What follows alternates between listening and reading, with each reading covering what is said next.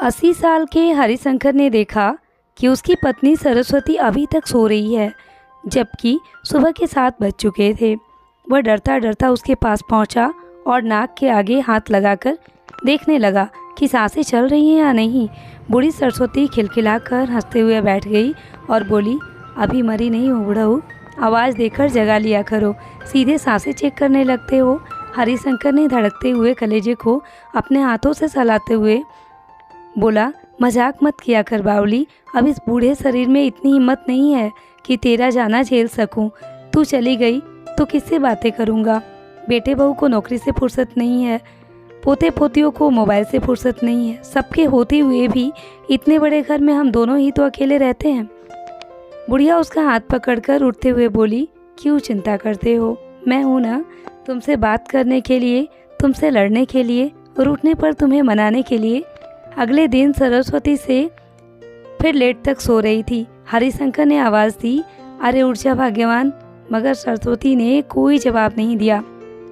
हरिशंकर ने नब्ज देखी, सांस देखी, सब बंद था। वह समझ गया कि अब अपनी अंतिम यात्रा पर निकल चुकी है, उसे हिम्मत रखनी चाहिए। मगर उसके दिल में गुब्बारा सा उठ रहा था। 60 साल तक जिसके साथ रहने की आदत लग गई थी, उसका जाना उसे सहन नहीं हो पा रहा था।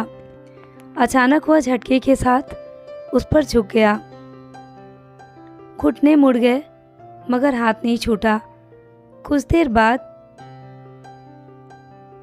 घर वाले उनके अंतिम संस्कार की तैयारी कर रहे थे।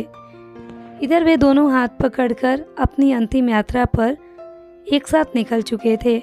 सरस्वती बोली, बड़े बेसब्र हो आप तो।